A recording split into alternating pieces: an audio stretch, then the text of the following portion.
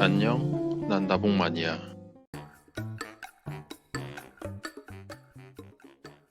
안녕하세요. 나봉만입니다.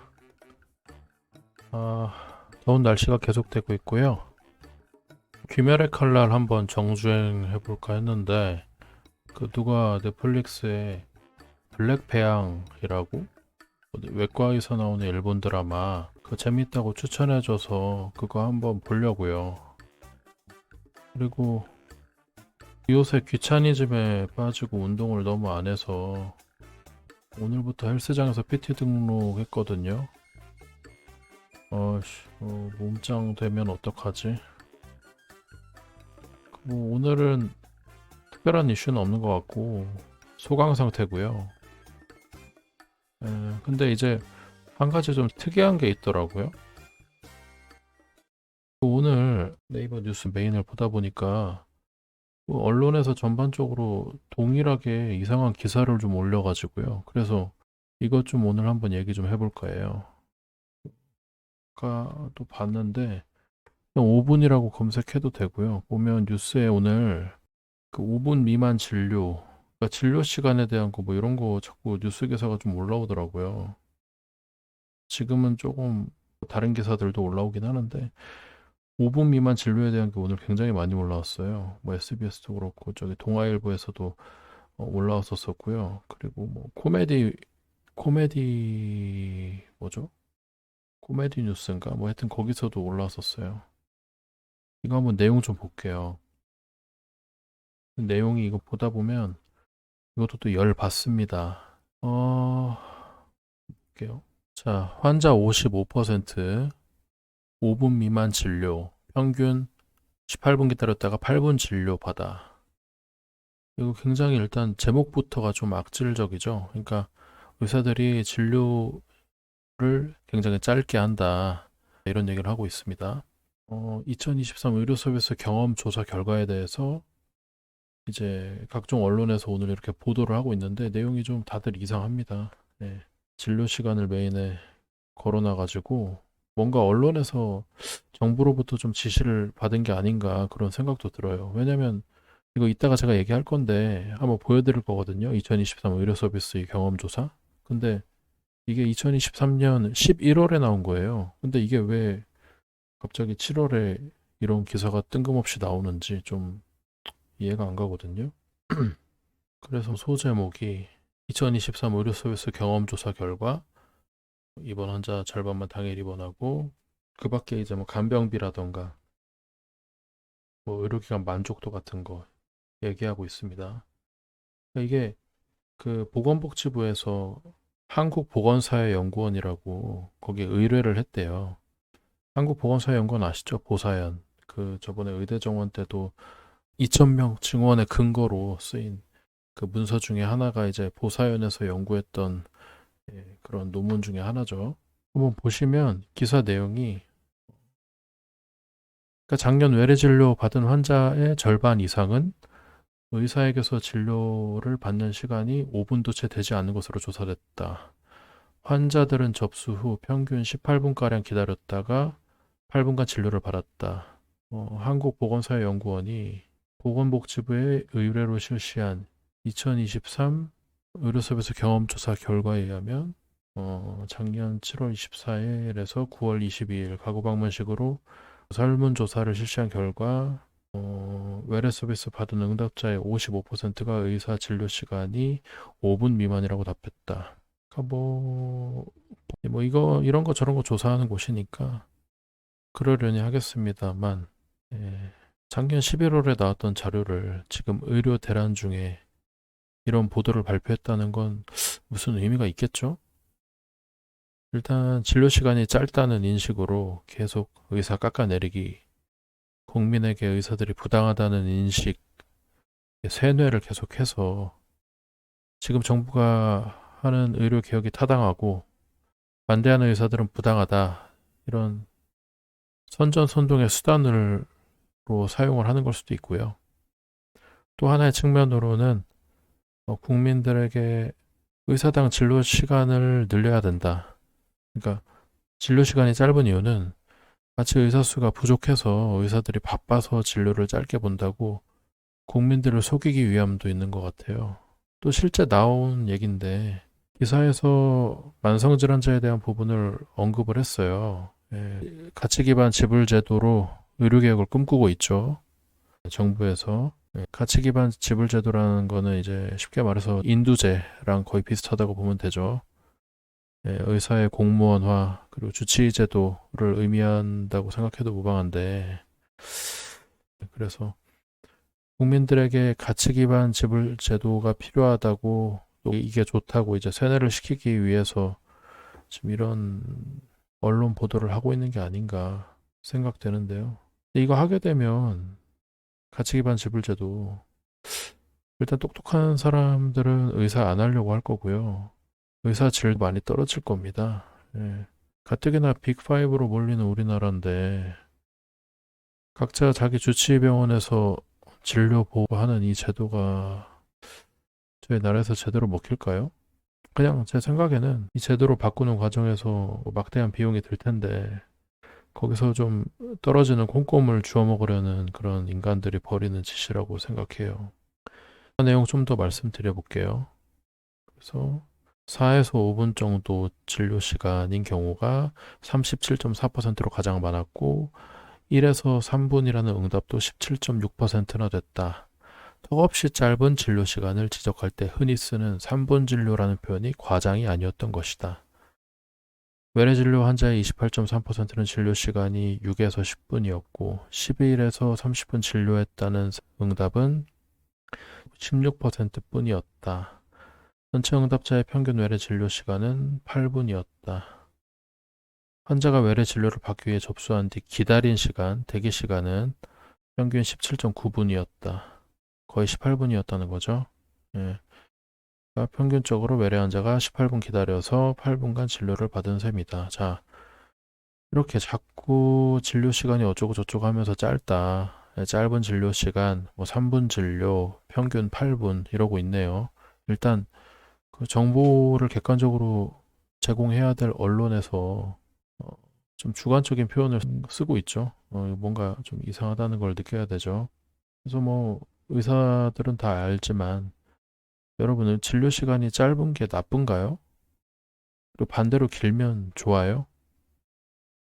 그리고 진료 시간이 짧은 게 의사 수가 부족해서일까요?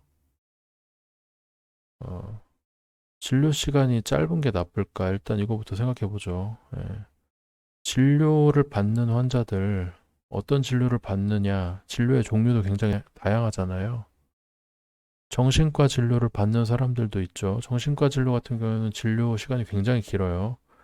그리고 실제로 어떤 교수님은 캔서 환자인데 진료를 진짜 거의 한 15분, 30분 이렇게 보세요. 환자 한 분 한 분을. 어, 가벼운 질환 같은 경우는 1, 2분이면 충분하죠. 예.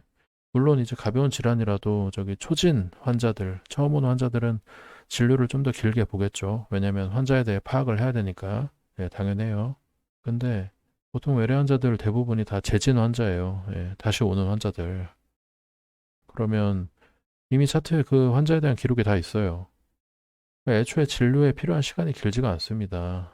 그리고 우리나라 국민 정서도 생각을 해야죠. 예, 생각을 한번 해보세요, 여러분. 예를 들어서 여러분이 뭐 고혈압 때문에 진료 보고 원래 먹던 약 타먹으러 병원에 왔는데 갑자기 의사가 환자분 오늘 날씨가 아주 좋네요. 뭐 강아지랑 산책하셨어요? 뭐 아드님은 학교는 잘 다니세요? 뭐 이렇게 자꾸 쓸데없는 얘기하면서 진료랑 관계없는 얘기를 하면 좋아할까요? 우리나라는 막 빨리빨리 바빠 죽겠는데 빨리 진료 보고 가야지. 이게 전반적인 좀 국민 정서잖아요.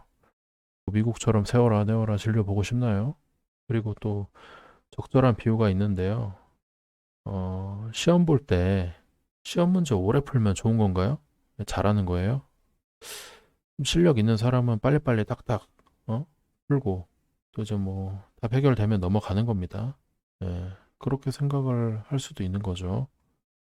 또 병원의 종류에 따라서도 다 다르죠. 상급 종합병원, 빅5, 큰 병원 이런 병원들은 뭐 환자가 몰리니까 당연히 진료를 빨리 보겠죠. 그리고 진료 시간 짧은 게 또 의사 수가 부족해서도 아니에요. 예, 반대로 말해서 의사 수가 아무리 많아져도 우리나라에서는 의사 수를 2,000명, 10,000명 늘려도 진료 시간이 더 짧아지면 짧아졌지 늘진 않을 거예요. 다 알잖아요. 수가가 저수가로 정해져 있어서 박리담회해서 환자를 많이 봐야 되는 구조예요. 예. 의사가 더 늘어나면 더 경쟁이 심해질 거 아닙니까? 살아남으려고 더 환자를 많이 보겠죠. 그러면 더 진료 시간이 짧아지겠죠. 환자를 많이 봐야 되니까. 그래서 지금 이 기사에서 언급한 그 보건사회연구원에서 이제 2023 의료 서비스 경험 조사, 이게 조사 표본이 어떤 환자인지 잘 모르겠어요. 그러니까 이게 병원마다 다르고 어떤 과냐에 따라서도 다 다른데 그냥 무작위로 조사를 했고요. 보니까 이거 객관성이 좀 떨어질 것 같아요. 제 생각에는. 픽5 같은 병원들은 예약 꽉꽉 차고 환자 미어 터지는 병원인데 당연히 대기 시간이 길겠죠. 예. 저도 뭐 진료 받을 일이 있어서 아산병원 한번 가본 적 있는데요. 아침 일찍 가서 진료 끝나니까 점심시간이 훌쩍 지나더라고요. 근데 그것 때문에 사실 불쾌하진 않았어요. 왜냐면 국민 여러분 다 아시잖아요. 이거 아마 아실 거예요. 아산병원 우리나라 최고 병원 중 하나인데 저도 제가 예약해서 진료 봤을 때 일주일 안 돼서 진료 받거든요. 근데 이런 거 외국에서는 불가능하잖아요. 이렇게 이런 최고의 병원에서 진료를 빨리 보는 거. 그리고 또 하나 말씀드리고 싶은 게 진료 시간 짧다고 불평하면서 대기 시간 길다고 불평하는 건 모순이라는 거예요. 진료 시간 10분, 20분 그렇게 늘리면 당연히 뒤에 대기해야 되는 환자들 시간도 2배, 3배, 3배, 4배 늘어날 테니까. 진료 시간이 짧으니까 이제 여러분이 그날 바로바로 병원에서 진료 볼 수 있는 부분도 있죠. 예.